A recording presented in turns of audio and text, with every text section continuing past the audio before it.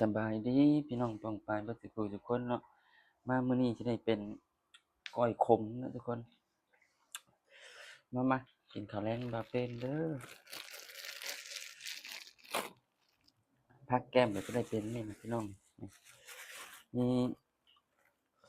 ข้าวห้องผักบัวละพาแล้วก็ใบชะพลูผักกาดแล้วก็มะแตงทุกคนแล้วก็มะเขือเปาะเบิดแล้วมาพี่น้อง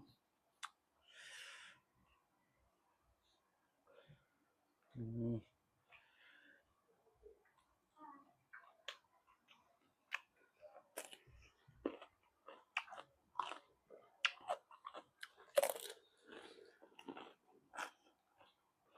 อืม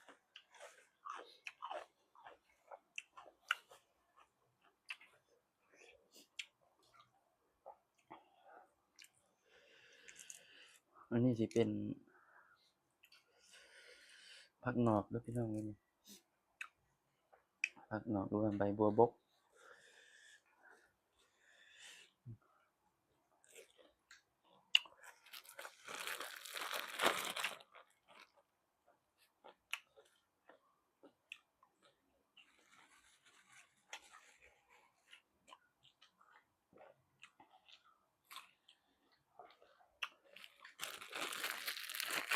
อือ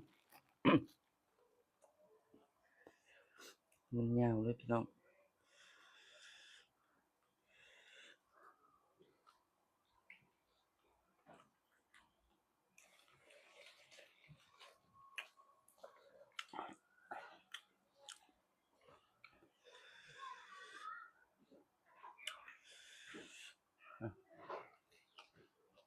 อื้อฮือ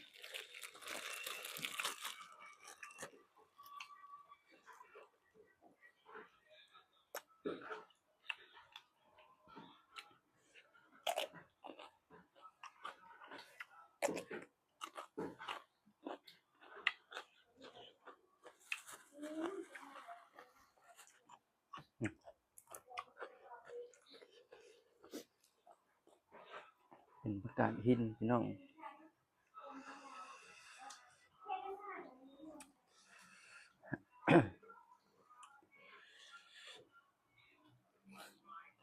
อือ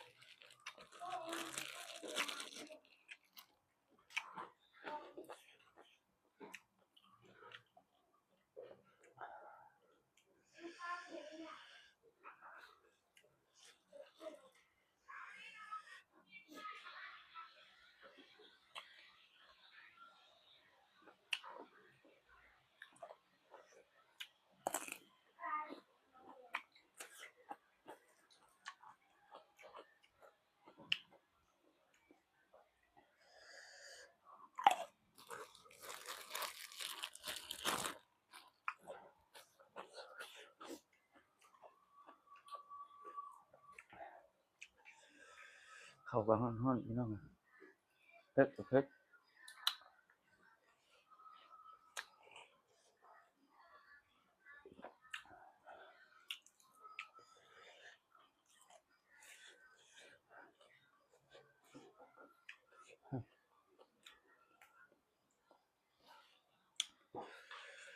ผักบัวละพา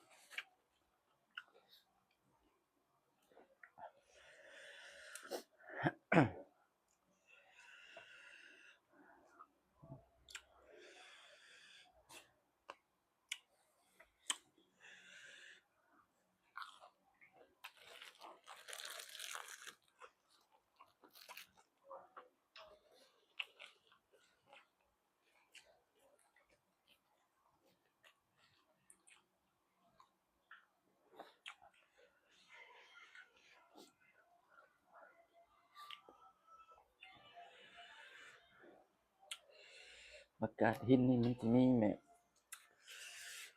นัวขึ้นสมองเลยพี่น้องเลย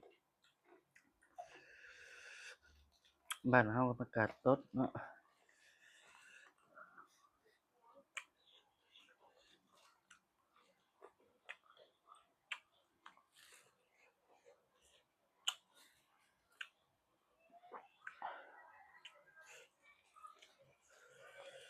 เป็นพักนองมักได้พักนอง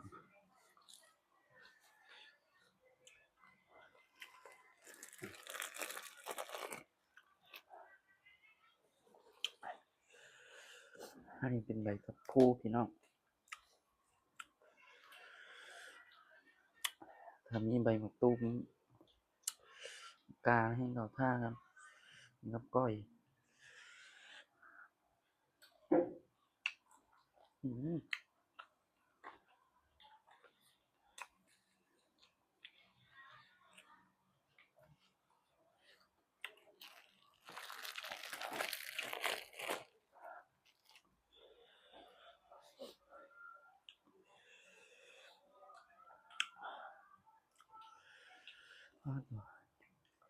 เผ็ดพี่น้อง